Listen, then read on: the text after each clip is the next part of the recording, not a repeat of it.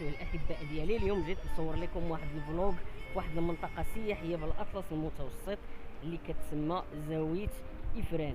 هاد المنطقه هذه كيقصدوها قليل د الناس حيت ما معروفاش بزاف، ولكن كتميز بالمياه والواد ديالها اللي كيجي من نهر او الواد ديال ام ربيع اللي كاين بخنيفره، وكيدوز من هاد المنطقه هذه وسط الاشجار وسط مناظر خلابه. اكتشفوا معايا هاد البلاصه هذه ونشوفوا الناس اللي كيقصدوا هاد البلاصه اشنا هي الحوايج اللي كتعجبهم هنايا. شوفوا معايا هاد المناظر وخليكم معايا وما تنساوش تابوناو معايا في القناه. اذا هذا هو الواد اللي كيجي المنبع ديالو من واد ام الربيع من اقليم خنيفره، وهاد المنطقه هذه اللي كتسمى زاويه افران كتبعد عن المنطقه ديال الاطلس المتوسط وبالخصوص مدينه ازرو اقليم افران بشي 35 كيلومتر. شوفوا معايا هاد المياه وهاد المناظر الخلابه. هنايا الناس اللي كتجي هنايا باش تخيم وتاخذ لها واحد القسط ديال الراحه وتزيد من الدوبامين ديال الفرحه والسعاده. شوفوا معايا هاد البلاصه هذه اللي غادي نكتشفوها. شوفوا تبارك الله هاد الوقيته والناس اللي كيتشكاو من النقص ديال المياه. الواد كيبرد الرجلين. نزيدو نكملو باش نشوفوا الناس اللي كيجيو لهاد البلاصه هذه. خليكم معايا.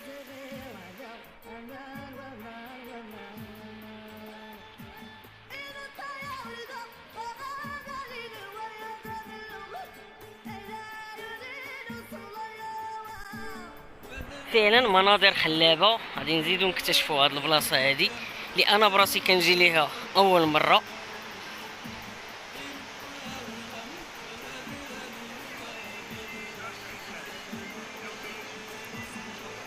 نتوما كتشوفون الناس في لي كابان، يعني هاد الاكواخ كيخيموا فيهم. نشوفوا هاد الاخوان هادو اللي معايا هنايا. السلام عليكم، كي دايرين اخوتي؟ لاباس عليكم؟ بخير هانيه. المهم انا دايز في هاد المنطقه وباغي ندير معكم واحد الاستجواب صغيور. الاسم الكريم سعيد اخويا. سعيد والاخ مهدي خويا. اذا اول سؤال غادي نطرح عليكم، وشنا هي الحوايج اللي خلاتكم انكم تقصدوا هاد البلاصه هذه؟ خويا اش غادي نقول لك، اول حاجه الحراره ديال المدينه، هنا المنطقه بارده، وثاني حاجه هذه المنطقه معروفه بالهدوء. الأطلس المتوسط هو معروف بالجو شويه كيكون بارد والهدوء فعلا، والمناظر الخلابه اللي كتوفر عليها هذه المنطقه هذه. من اش من منطقه نتوما بالضبط؟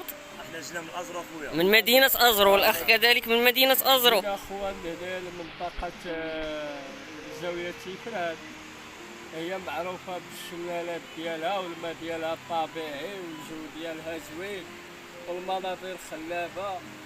اذا كيفاش كيجيكم التخييم في وسط هاد القياطن هادو والاجواء ديالها كيفاش كتجي؟ هذا عالم بوحدو هذا عاوتاني.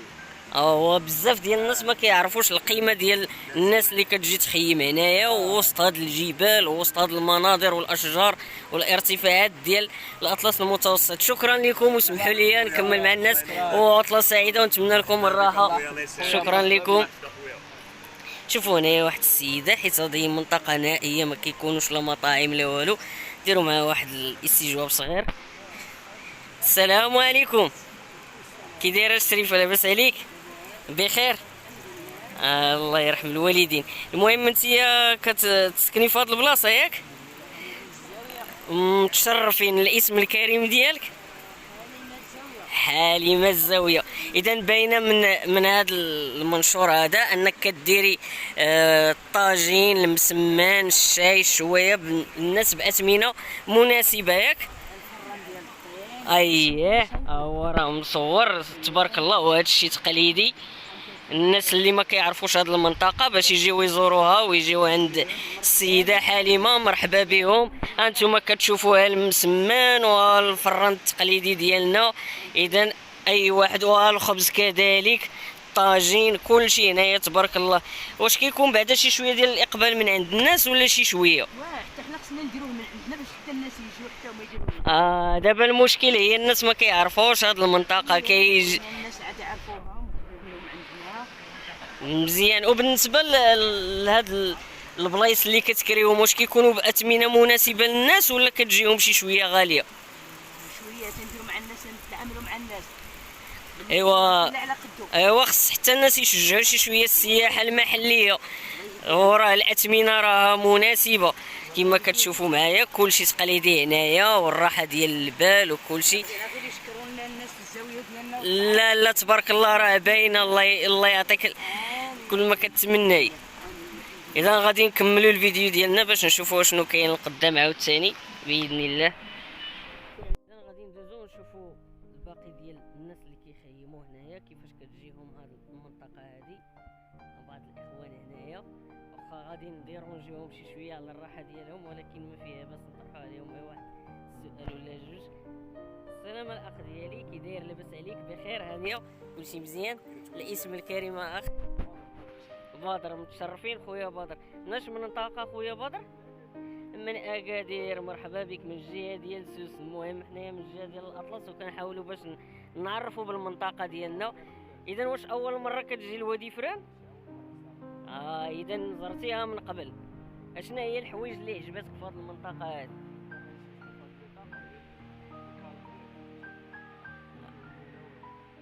من طبيعة الحال وهي مرتفعة شي شوية على سطح البحر. نسولك واحد السؤال، هي بالنسبة للأثمنة ديال الحوايج اللي كتقضاوها هنايا واش كتكون بثمن مناسب للناس اللي كيجيو ولا كتكون طالعة شي شوية؟ مزيان. غنزيدك نعطيك واحد السؤال باش نشوف واش كتعرف، واش عرفتي المنبع ديال هذا الواد هذا منين جاي؟ إذا هذا المنبع جاي من واد أم الربيع من إقليم خنيفرة. اذا هذا هو المنبع ديالو، كيجي من تما حتى كيوصل لهنايا بواد إفران. شكرا اخويا واسمح لي الا ضروري جيتك. شكرا. كما كتشوفوا هادو المناظر ديال زاوية إفران، هاد المنطقة السياحية الخلابة بالفعل. واستشهدوا الاستدلال بالآية الكريمة ديال الله سبحانه وتعالى: إنا جعلنا من الماء كل شيء حي. كما كتشوفوا معايا الناس مخيمة هنايا، الراحة التامة. كما كتسمعوا هذا الهدير ديال المياه، الناس اللي كتجي هنايا شوفوا تبارك الله. أماكن خلابة في هذه المنطقة الأطلسية تبارك الله كي دايرة. إذا الأطلس الزاخر بهذه المناظر الخلابة كما كتشوفوا معايا. ومازال غادي نطلعوا باش نشوفوا الأماكن اللي كاينة في الأعلى ديال هذا الجبل. نتمنى أنه يعجبكم هذا الفلوق، وما تنساوش تبخلوا علينا بلي لايك والاشتراك ديالكم.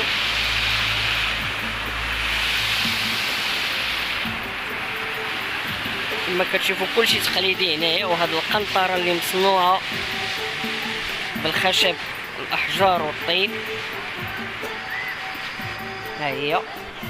نحاولوا نعبروها ونكملوا ونشوفوا شنو كاين في الاعلى. خليكم معايا.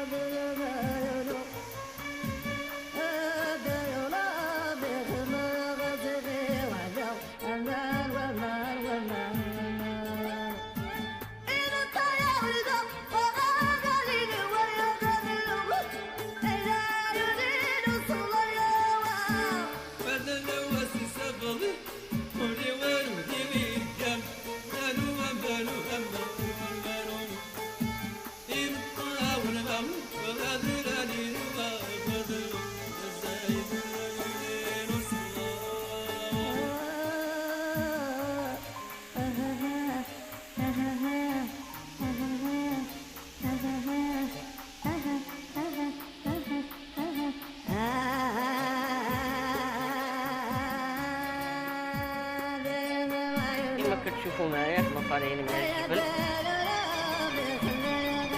الاطفال كياخدوا الراحه ديالهم هنايا. شوفوا على مناظر روعه.